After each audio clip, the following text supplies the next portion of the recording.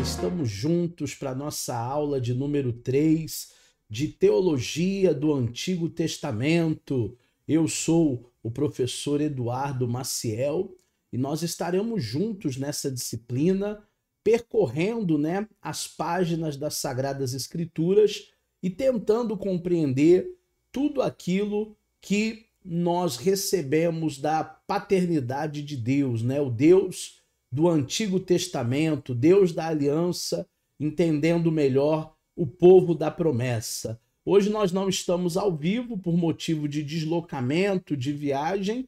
Essa aula ela está gravada no portal de alunos, no grupo de alunos. Você pode ver e rever quantas vezes você precisar essa aula. E qualquer dúvida que vocês tiverem, é só você me acionar nas minhas redes sociais ou até mesmo no grupo de alunos, que eu faço questão de tirar todas as dúvidas de vocês. Na aula passada, nós estudamos sobre a divisão dos períodos da teologia do Antigo Testamento. Aí nós vimos o período da história das origens, nós vimos a história patriarcal, nós vimos a saída do Egito e terminamos falando sobre a relação no Sinai, na aula 2, a travessia no deserto, Moisés e o seu ofício e a dádiva da terra de Canaã, terra que mana leite e mel, terra prometida, terra que Deus falou que daria aos seus descendentes. Hoje nós vamos continuar, mas a nossa temática não é só a divisão que o teórico von Hard ele fez. Agora nós vamos falar um pouco sobre os períodos históricos da teologia do Antigo Testamento ou do Velho Testamento. É importante você entender que nos 39 livros do Antigo Testamento nós temos muita coisa. Nós temos pelo menos aí 2.500 anos de história, de fatos, São pelo menos 25 séculos. E nós precisamos dividir em períodos para que a gente possa, de forma didática, abordar cada um desses períodos na construção da nossa teologia do Antigo Testamento. Assim como os apóstolos no Novo Testamento, com suas epístolas, eram de muitas maneiras os intérpretes dos Atos e também dos Evangelhos, assim também acontece na teologia do Antigo Testamento. Isso poderia ser semelhante a começar com os profetas por um motivo bem semelhante. Como assim, professor? Um motivo semelhante? Esses profetas do Antigo Testamento, eles eram arautos de Deus, eles eram a voz de Deus. Nessa época ainda não havia a Bíblia escrita. Hoje é muito fácil, Você abrir as Escrituras em qualquer lugar, de Gênesis a Apocalipse, e fazer ali um estudo expositivo, fazer ali um estudo exaustivo. Naquela época eles não tinham as páginas das Sagradas Escrituras. A dificuldade ela era muito maior. Então, como é que Deus falava para essas pessoas? Da mesma maneira que ele usou os evangelistas, os discípulos do primeiro século, o apóstolo Paulo para escrever epístolas, para escrever cartas. No Antigo Testamento foi do mesmo modo. Ele usou os patriarcas, ele usou os profetas, ele usou esses grandes homens de Deus para colaborarem, com essa obra grandiosa que é a obra do Evangelho. Interessante nós falarmos um pouquinho sobre ser arauto do rei, falar aquilo que Deus quer transmitir, e eu gosto de trabalhar com todas as turmas que eu leciono sobre dois conceitos: o conceito de revelação e o conceito de inspiração. Existem pessoas que acham que é a mesma coisa, Inclusive, alguns pregadores, eles dizem assim, na hora da mensagem: eu quero trazer uma mensagem revelada de Deus. Hoje nós vamos entender que esse pregador ele não traz uma mensagem revelada. Esse pregador ele traz uma mensagem inspirada por Deus. Porque revelação é diferente de inspiração. A revelação, ela tem a ver, turma, com algo direto. Por exemplo, quando Deus fala ou falou com Moisés lá no Monte Sinai, dando a ele o decálogo, os 10 mandamentos, aquilo ali foi revelação. Só estava presente ali Moisés e Deus, mais ninguém. Então, aquilo que Moisés recebe diretamente do Criador, diretamente de Deus, é o que nós chamamos de revelação, algo direto. Agora, quando Moisés ele desce do monte e ele vai retransmitir essa mensagem para o povo, ela deixa de ser uma revelação e ela passa a ser uma inspiração. Ah, professor, mas não é a mesma mensagem? Não é o mesmo conteúdo? Não são os 10 mandamentos? Como pode deixar de ser revelação para se tornar inspiração? Porque inspiração, turma, é algo indireto. Quando Moisés ele desce do monte e retransmite essa mensagem para o povo, ele já coloca dentro de uma linguagem que provavelmente foi o hebraico, ele já coloca dentro de uma forma de se relacionar com o povo, de se dirigir ao povo, porque tudo isso vai influir. Quando o homem pega a mensagem de Deus e retransmite, colocando até mesmo dentro de uma liturgia, ela deixa de ser revelação e passa a ser inspiração. Você sabe que existem várias maneiras de se dizer a mesma coisa. Eu gosto muito de dizer que quando eu prego numa igreja pentecostal, a mensagem ela é de uma forma. Agora, quando eu prego numa igreja tradicional, uma igreja reformada, a mensagem, a homilética, o desenvolvimento já é de uma outra forma. Mas, professor, a mensagem não é a mesma? Sim, mas a forma como você coloca a mensagem não é, dependendo de cada liturgia, de cada igreja. E quando nós adaptamos essa mensagem, não no conteúdo, mas na forma, ela deixa de ser uma revelação direta de Deus e ela passa a ser uma inspiração. Tem a ver com linguagem, tem a ver com linguística, tem a ver com costume, tem a ver com cultura. Por isso que a Bíblia diz lá em 1 Pedro que toda a escritura ela é divinamente inspirada, não revelada, é inspirada. Porque revelação foi para aquele discípulo, foi para aquele profeta, foi para Paulo, foi para João, foi para Pedro, foi para Tiago, foi para Malaquias, foi para Oséias, foi para Isaías, foi para Moisés. Agora para nós, quando chega para nós, esse mesmo conteúdo de Deus, ele passa a ser inspiração, porque não é direto para nós. Há novamente aí a ajuda, o auxílio de um profeta, de um arauto, de um homem de Deus. No entanto, esse mesmo fenômeno da profecia bíblica, tanto no Novo como no Antigo, havia a realidade sempre presente da história de Israel.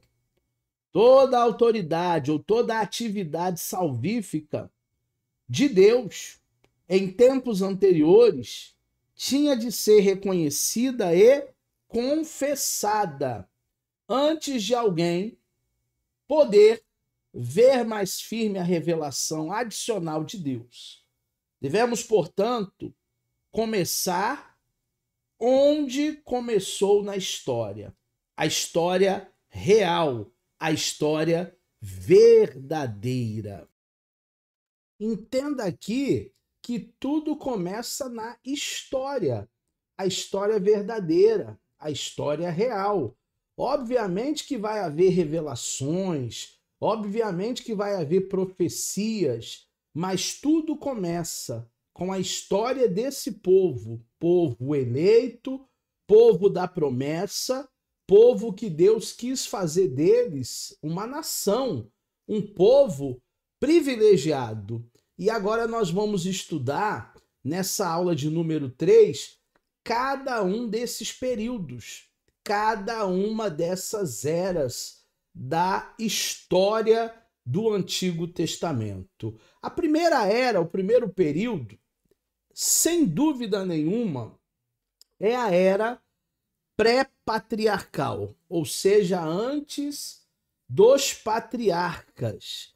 Sem dúvida, Abraão ocupou um lugar de destaque no auge da revelação divina.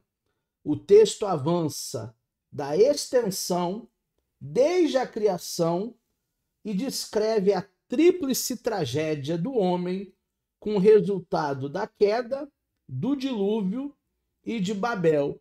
Talvez você me pergunte, né, qual é a tríplice tragédia do ser humano? É justamente a queda, o pecado de Adão, justamente a rebeldia e o pecado de maneira exponencial, de maneira exorbitante, a ponto de Deus enviar o dilúvio. A terra estava totalmente degradada, e ainda mais a arrogância, a prepotência de Nimrod e de seus seguidores de querer construir uma torre que tocasse aos céus. E aí Deus ele confunde todas as línguas lá em Babel. Então é um período, né, pré-patriarcal, onde nós temos uma tríplice tragédia do homem como criatura que não obedeceu, do dilúvio e dos descendentes de Noé que vão ter que repovoar a terra, e ainda mais as nações, né, que são povoadas depois de Babel, depois da diáspora, porque queriam tocar nos céus, uma torre que chegasse, que ultrapassasse os céus, querendo medir forças com Deus. Houve a necessidade, nessa época pré-patriarcal, de uma provisão da salvação da parte de Deus para todos os homens, através da descendência de Abraão. Então houve a necessidade de um Salvador, que ainda não era Jesus, né? Ainda Jesus, ele não tinha vindo inaugurar a sua trajetória de vida e morte aqui na terra, de morte e ressurreição. Mas Deus ele tenta fazer alianças. E a primeira aliança, sem dúvida, Deus ele tenta fazer com os descendentes de Abraão. Talvez essa aliança não daria certo, como não deu, mas foi uma tentativa de Deus fazer com que o homem, o ser humano, pudesse verdadeiramente, num período patriarcal, se redimir, se arrepender dos seus próprios erros. Houve, então, uma necessidade de provisão de salvação da parte de Deus para todos os homens através da descendência de Abraão. Lá em Gênesis 12, Deus ele fala com Abraão: em ti serão benditas todas as famílias da terra. Então a aliança de Deus, ela é quebrada por Adão, mas a partir de Abraão, Deus ele tenta fazer uma nova aliança com esse povo, né?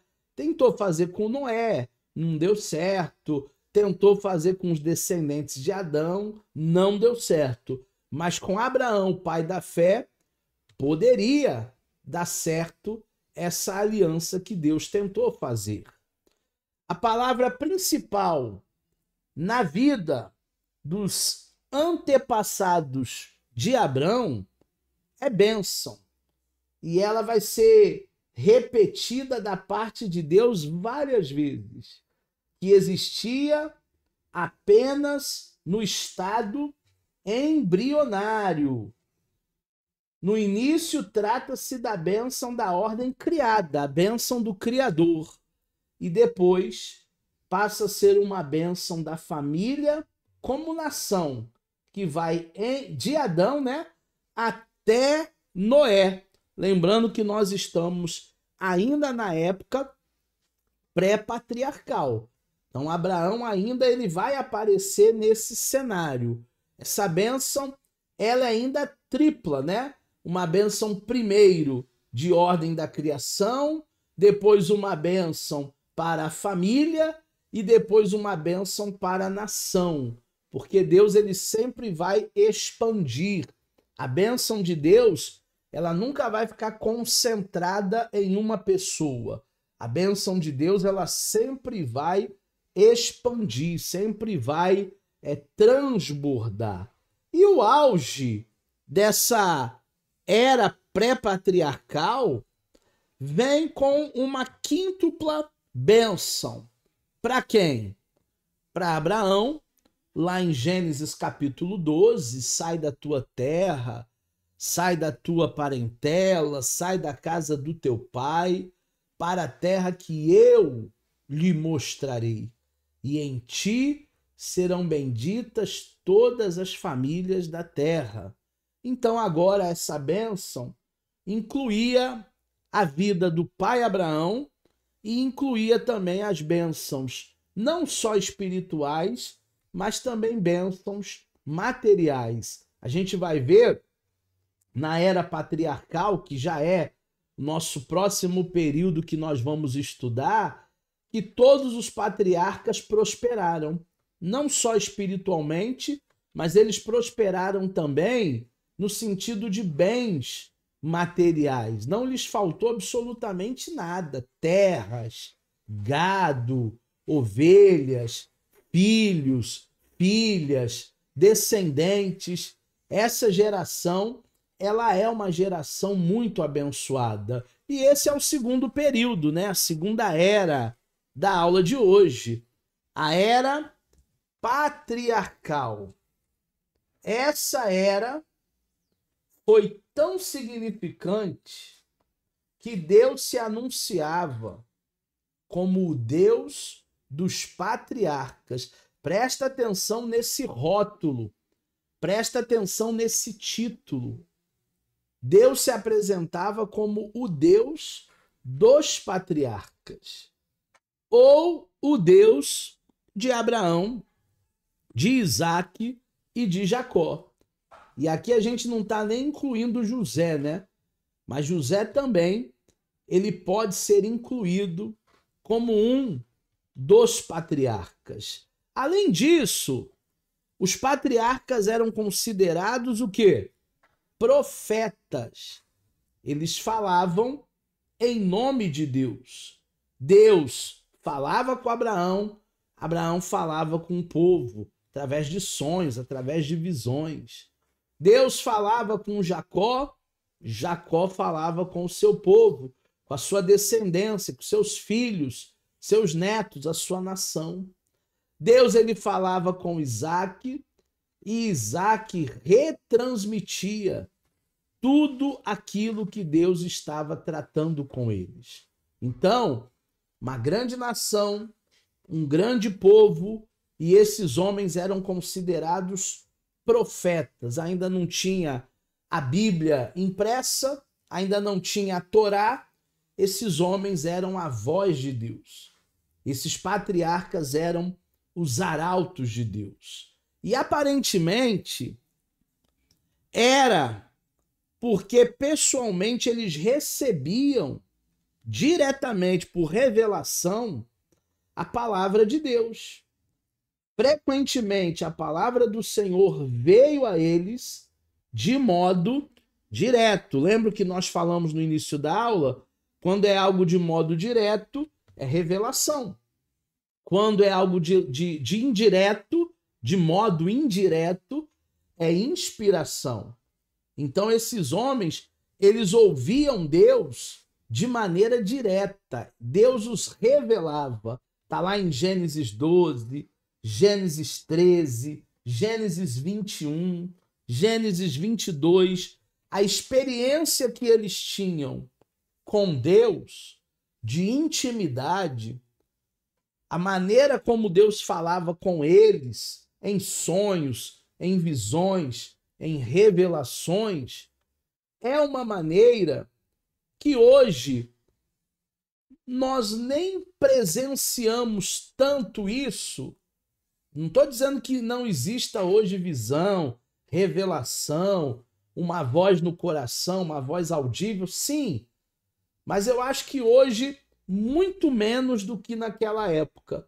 Justamente porque hoje nós temos as Sagradas Escrituras. Então, se você abrir a Bíblia aberta, ela é a voz de Deus. Então, hoje não há tanto aquela necessidade de Deus só falar por uma visão, porque hoje nós temos a Bíblia. Hoje nós não estamos restritos a Deus só falar através de um sonho, porque nós temos a palavra do Senhor. Ou o Senhor apareceu para eles, Isaac, Jacó, Abraão, numa visão. Gênesis 12, Gênesis 15, Gênesis 17, Gênesis 18. Ou através de um personagem que no Antigo Testamento é chamado de anjo do Senhor, Gênesis 22. Mas que no Novo Testamento, o anjo do Senhor, ele é o próprio Cristo. Ele é o nosso Senhor, ele é o nosso Salvador.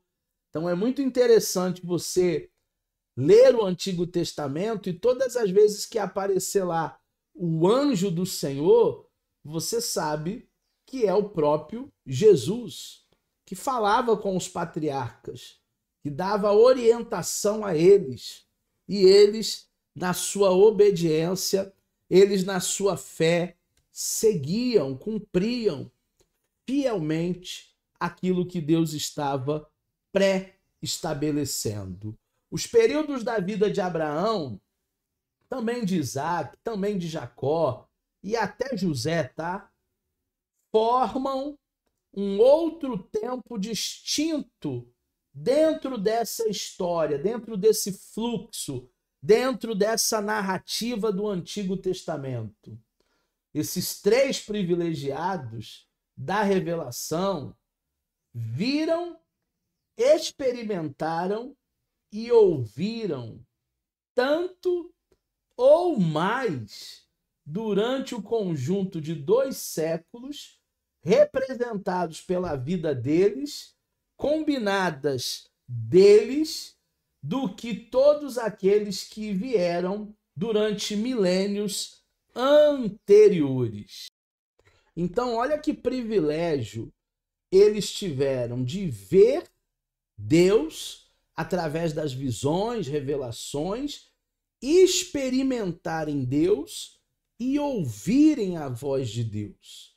Deus falava com eles diretamente. Eles tiveram experiências com Deus ao longo de 2 séculos, 200 anos, se a gente juntar a idade de todos, que nós, talvez hoje, com toda a ciência, toda a tecnologia, não tivemos.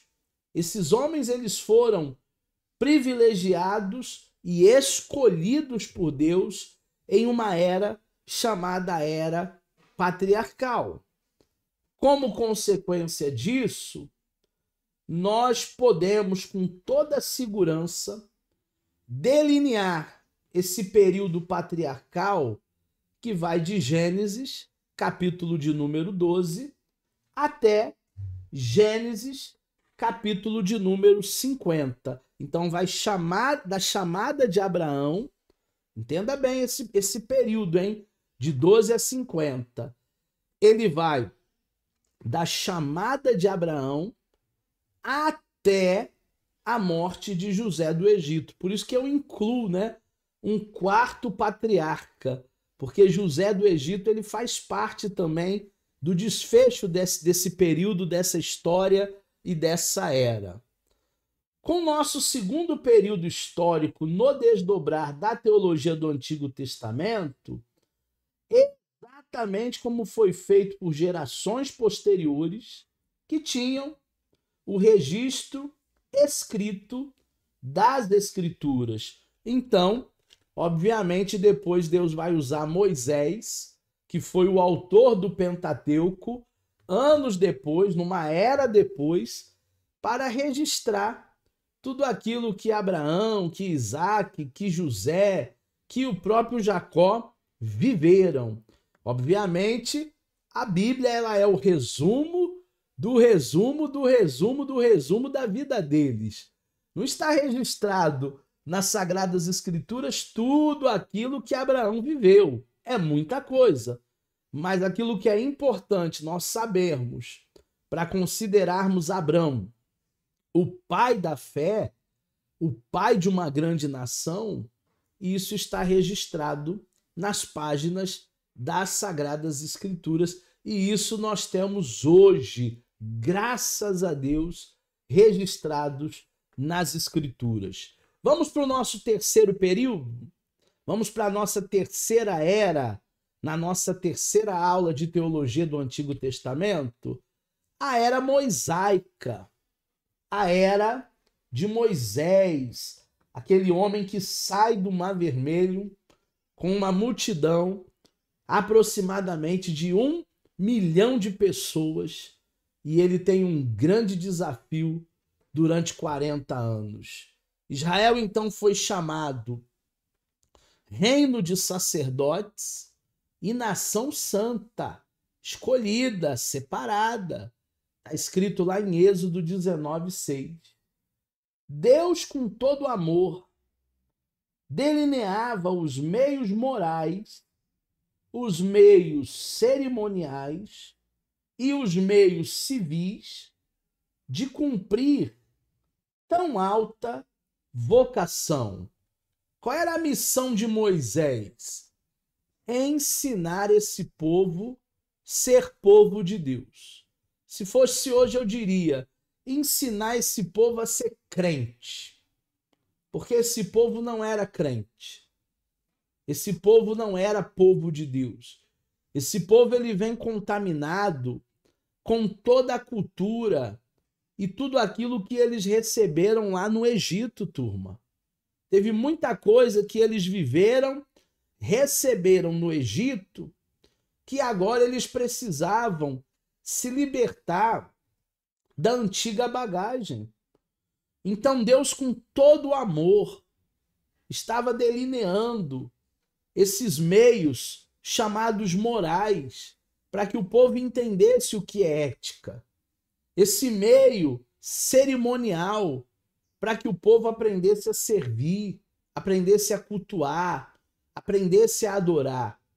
E esse meio civil, político, para que o povo aprendesse a viver como uma nação, entendendo que aonde termina o meu direito, começa o seu, e vice-versa. Então, o deserto na era mosaica, como nós vimos na aula passada, ele foi algo didático, ele foi algo pedagógico. É para aquele povo aprender verdadeiramente a servir o único e verdadeiro Senhor. Viria no ato primário do Êxodo, com a graciosa libertação de Israel do Egito, operada por Deus, a subsequente obediência de Israel em fé aos 10 mandamentos, a teologia do tabernáculo e dos sacrifícios, e semelhantes detalhes do Código da Aliança. Êxodo capítulo 21 até o capítulo 23, para o governo civil. Gente, haveria uma necessidade com que esse povo entendesse os 10 mandamentos e obedecesse pela fé.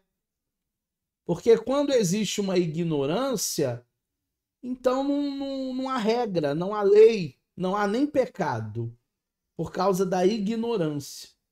Mas quando uma lei é instituída, um código, os 10 mandamentos é um código, é uma lei.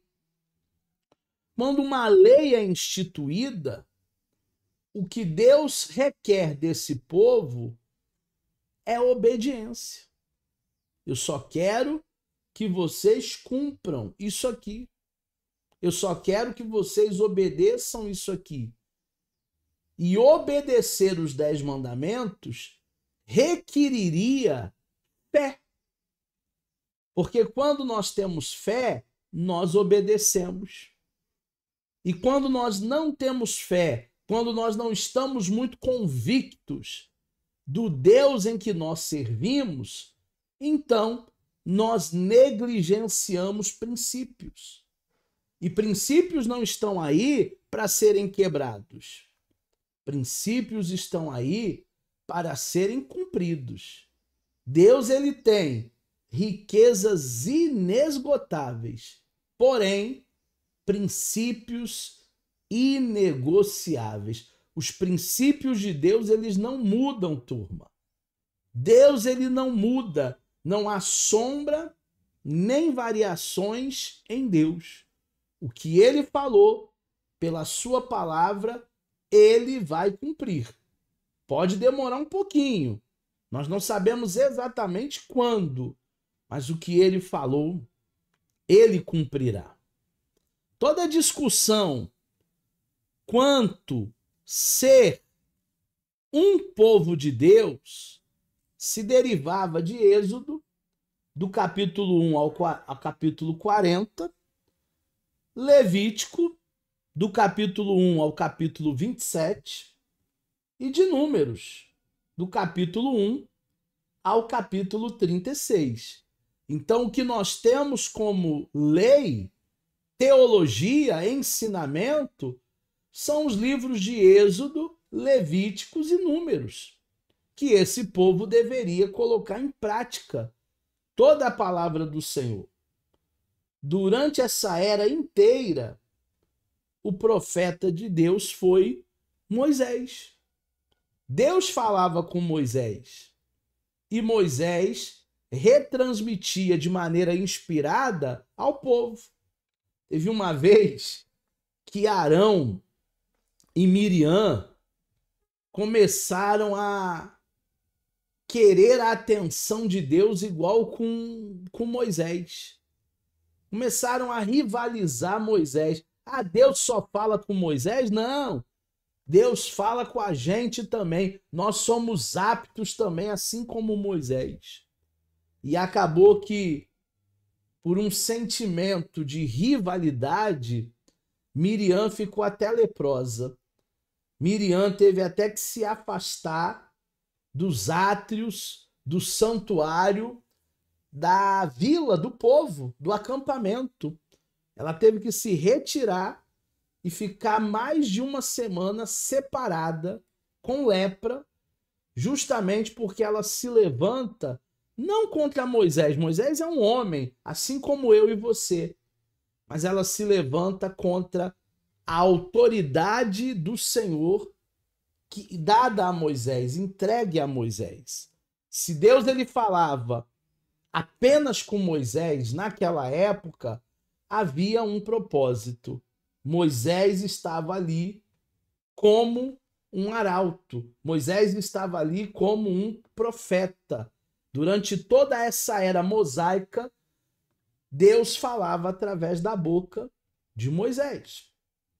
Um profeta sem igual entre os homens, Números capítulo 1 até Números capítulo 36, vai falar de uma vida ímpar que Moisés teve. E de fato Moisés ele foi sim o padrão para aquele grande profeta que estava para vir, o Messias, Jesus. Deuteronômio 16, 15 e 18. Na disciplina de tipologia bíblica, nós aprendemos que Jesus, ele tem como tipo Moisés. Moisés é um tipo de Cristo. Até porque Moisés, quando vai nascer, Faraó manda matar todas as crianças.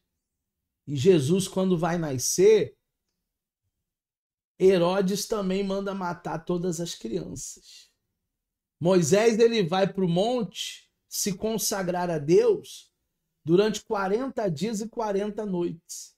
Jesus também vai para o monte e fica por lá 40 dias e 40 noites. Moisés é o libertador da escravidão egípcia. Jesus é o libertador da escravidão humana. Então Moisés, ele representa uma tipologia de Cristo.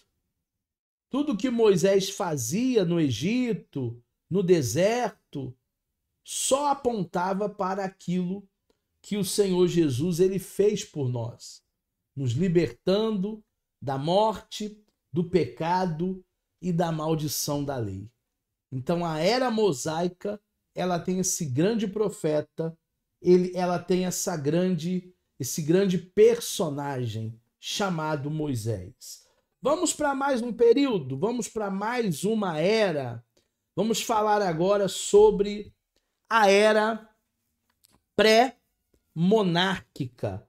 Ainda não é a monarquia, tá? Ainda não temos essa coroa aí. É pré. Estamos ainda um pouco antes da monarquia.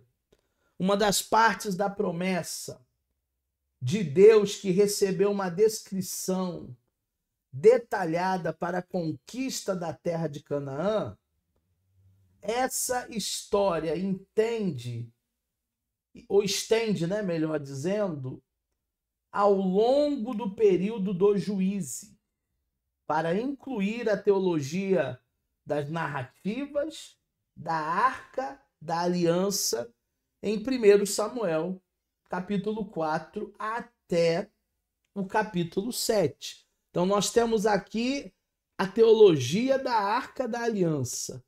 A Arca da Aliança representava naquela época a presença de Deus. E existe um período antes da monarquia chamado período dos Juízes. Esse período é um período de transição.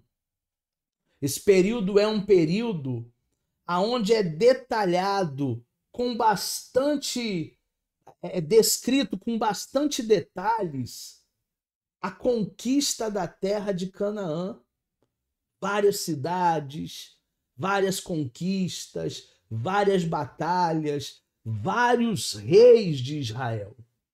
O período dos Juízes é o período que antecede a monarquia.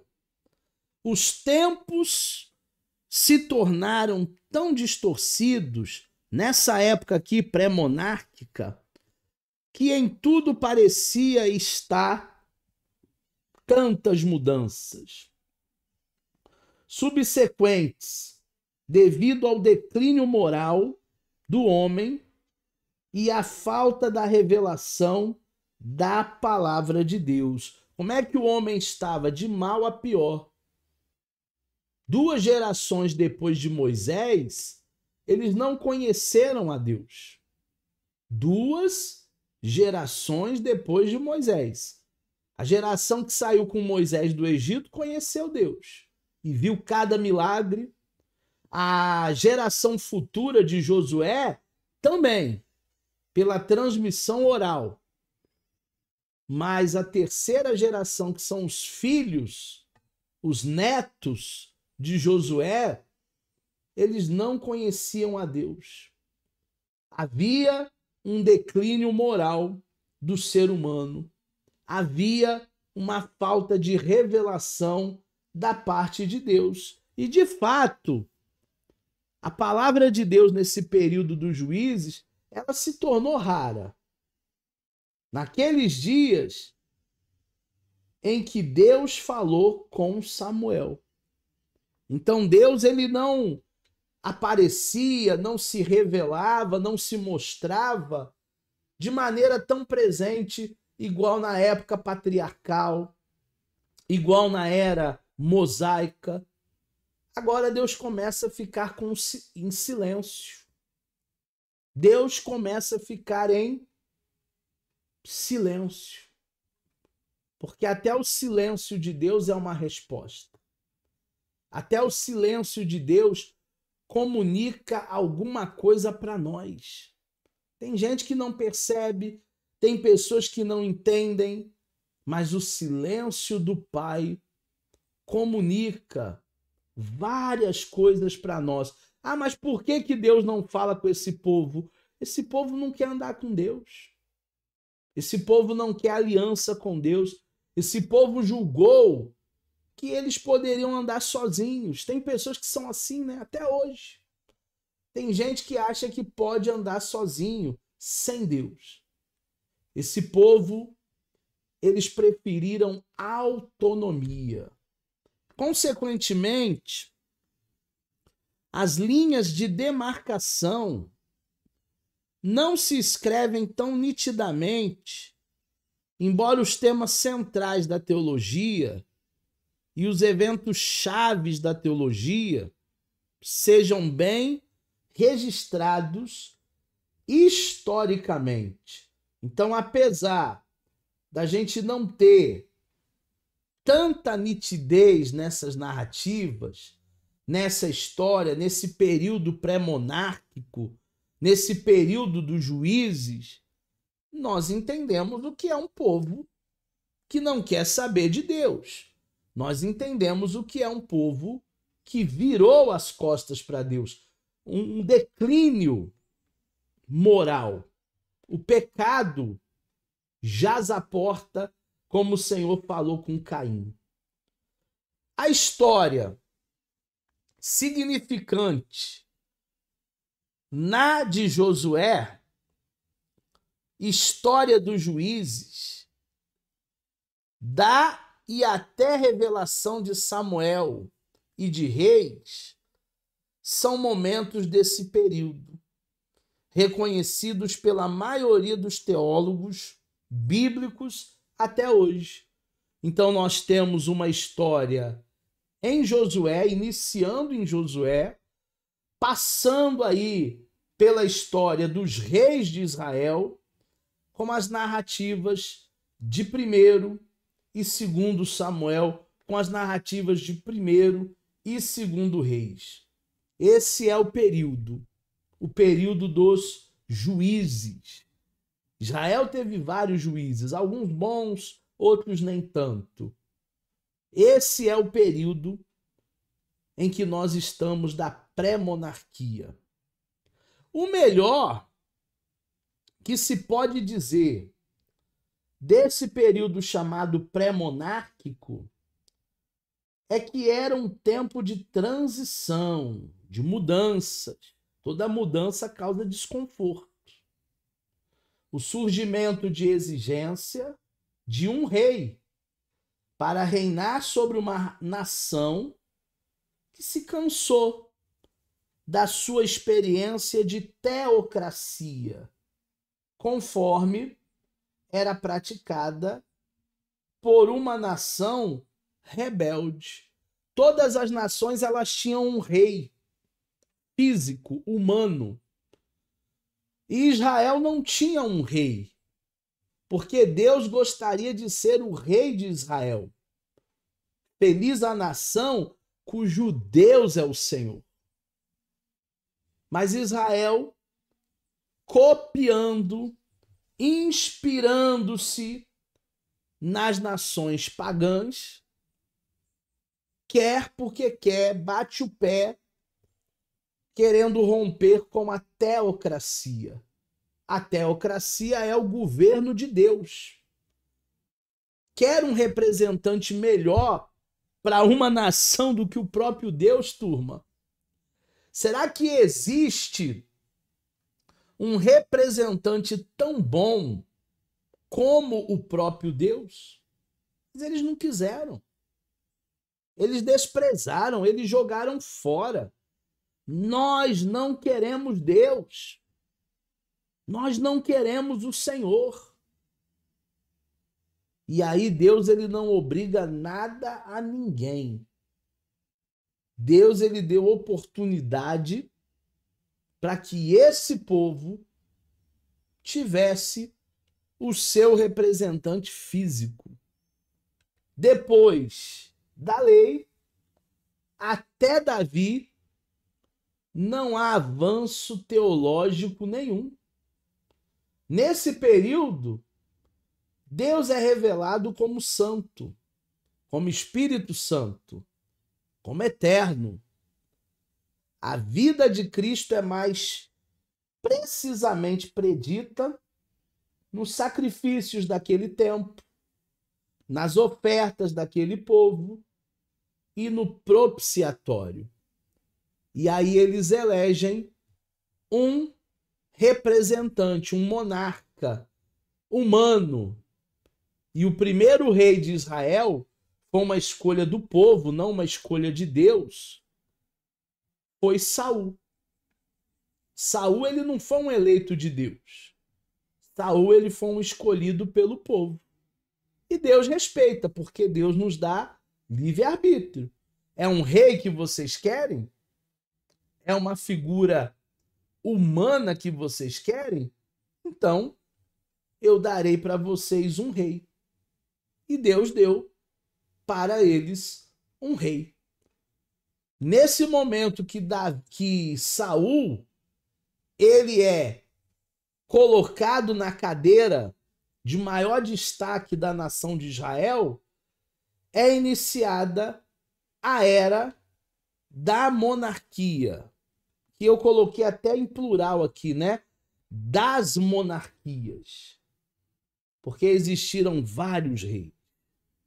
O pedido do povo, no sentido de ser-lhe dado um rei, quando Samuel era um juiz, 1 Samuel, do capítulo 8 ao capítulo 10, até o reinado de Saul, nos preparam negativamente para o grandioso reinado de Davi. 1 Samuel 11, 2 Samuel 24, Reis, capítulo 1 e capítulo 2. Primeiro rei foi uma tragédia. Primeiro rei, muita expectativa, pouca realidade. Até a eleição do segundo rei, que foi Davi, esse não mais um eleito pelo povo, esse um escolhido de Deus, um homem segundo o coração de Deus. 40 anos se passaram. 40 anos não são 40 dias, 40 dias não são 40 meses, 40 anos é um número muito expressivo, são 4 décadas. Não houve nem produção teológica nesse período, até que Deus diz a esse povo: chega, a partir de agora eu vou colocar um homem segundo o meu coração. E então, Davi, ele é eleito. A história e a teologia se combinam para enfatizar os temas de uma dinastia real, continuada, e um reino perpétuo, com um domínio e também com um alcance que se tornaria universal na sua extensão e na sua influência. Até hoje, aquela estrela que tem na bandeira de Israel não é chamada de estrela de Israel, é chamada de estrela de Davi. Olha a influência, olha o domínio, olha a ênfase que esse rei, o segundo rei de Israel, ele teve. Tudo porque ele era um homem segundo o coração de Deus. Tudo porque ele era uma pessoa obediente. Eu acho que esse é o segredo. O nosso segredo deveria ser obedecer, sem ficar retrucando, sem ficar perguntando os porquês. Ah, Deus, mas por que isso? Ah, Deus, mas por que aquilo? Não. Eu vou tão somente obedecer. Se Deus falou, eu vou cumprir. O próprio Davi, ele tem um desejo no seu coração que Deus diz não. Porque tem gente que acha que Deus só vai dizer sim, né? se a ideia for boa, se o projeto for bom, se glorificar a Deus, Deus só vai dizer sim. Tem momentos que Deus diz não. Sabe o que Davi queria fazer? Davi queria erguer um templo para Deus, uma casa para Deus. E Deus disse não. Porque você é um conquistador e da sua mão existe muito sangue. Todas essas vitórias, todas essas conquistas, você tirou a vida de muita gente. Uma mão cheia de sangue não pode ser a mesma mão que vai construir a minha casa. E Deus não permitiu que Davi construísse o templo. Ele podia desobedecer, ele podia meter banca. Ah, o senhor não sabe de nada, eu vou fazer e pronto. Mas aí ele sairia do propósito divino. Ele sairia daquilo que Deus tem para nós. Ele não saiu daquilo que Deus tinha para ele. Ele ficou na obediência. Porque obedecer é muito melhor do que sacrificar. Davi obedeceu. Mesmo assim, cada um desses motivos régios foi cuidadosamente vinculado com ideias e palavras de tempos anteriores.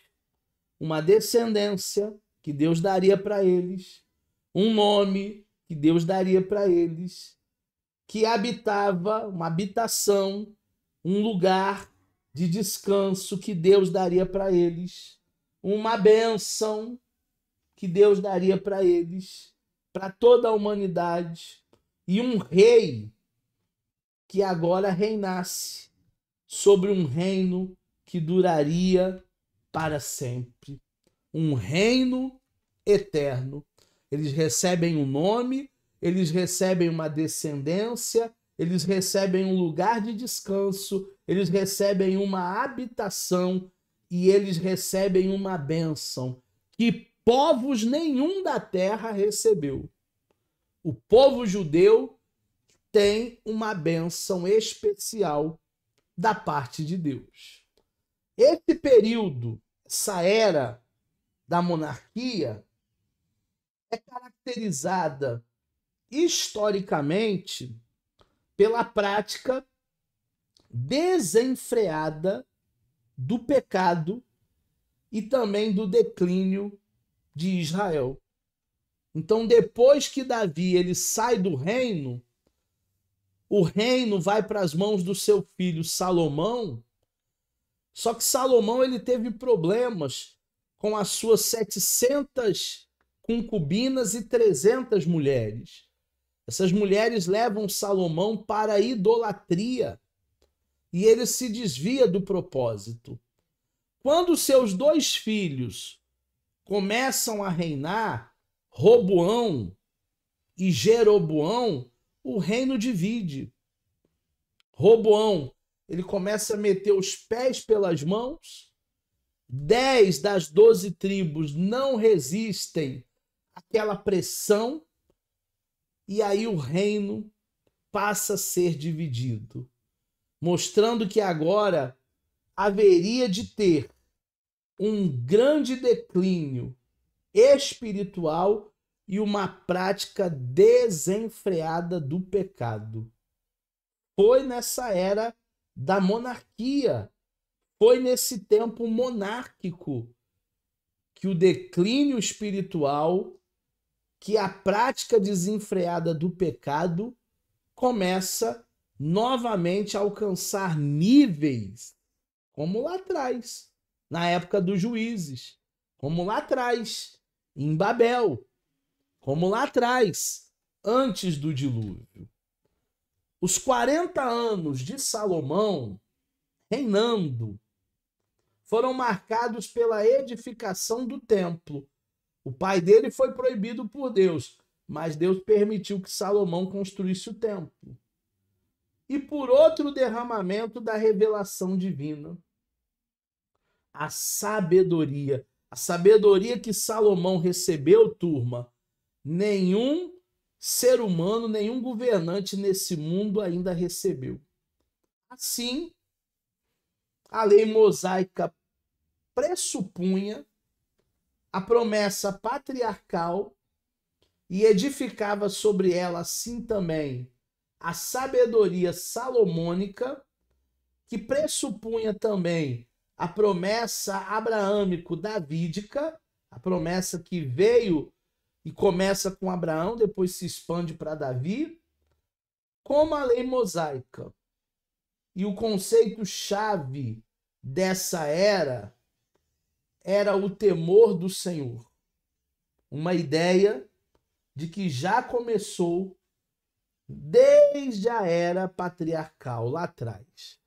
Porque, turma, o temor do Senhor é o princípio da sabedoria.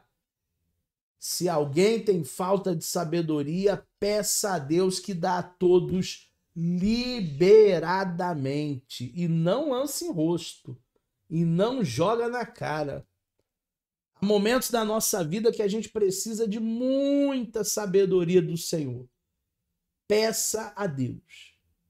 E Deus abrirá o seu bom tesouro, o céu, e encherá cada um de nós de uma abundante sabedoria. Nós precisamos a cada dia da sabedoria de Deus.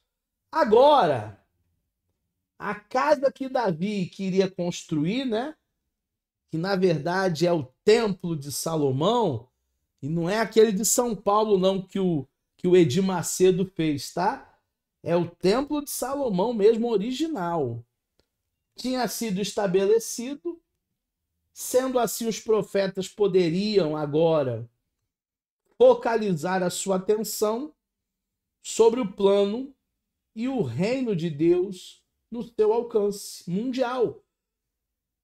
Infelizmente, o pecado de Israel também exigiu uma boa parte da atenção dos profetas.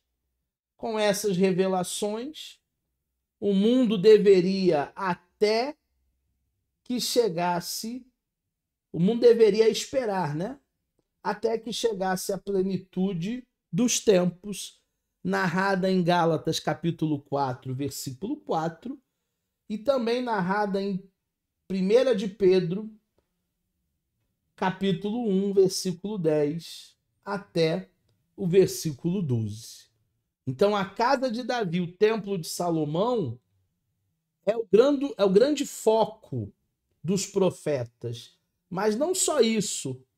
Os profetas também tiveram que falar bastante sobre os pecados de uma humanidade decaída, com o estigma adâmico de uma sociedade que estava vivendo um declínio moral, um declínio espiritual. Então, apesar da casa de Davi, do templo de Salomão, ser o foco de atenção mundial, os profetas também tiveram que gastar tempo profetizando, revelando, falando sobre o pecado de Israel. O próprio profeta menor, chamado Oséias, ele recebe de Deus uma ordem para se casar com uma prostituta, com uma mulher infiel. E ele obedece, ele se casa com uma mulher infiel.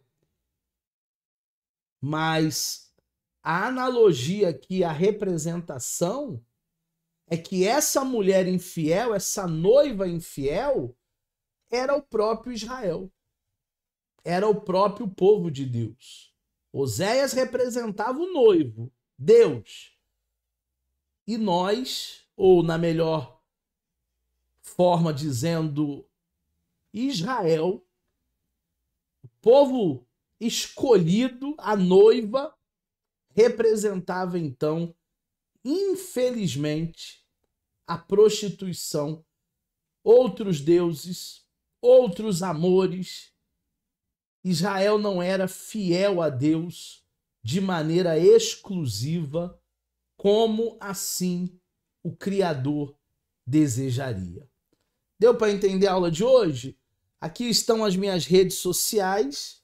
Você pode me mandar um e-mail, tirando as suas dúvidas. Nós estaremos juntos na próxima aula, nesse mesmo canal aqui, para a aula de número 4 de Teologia do Antigo Testamento. Espero que você tenha aprendido um pouco mais sobre os períodos de Israel neste tempo tão precioso que nós tivemos aqui na nossa aula de hoje. Até a próxima aula, turma!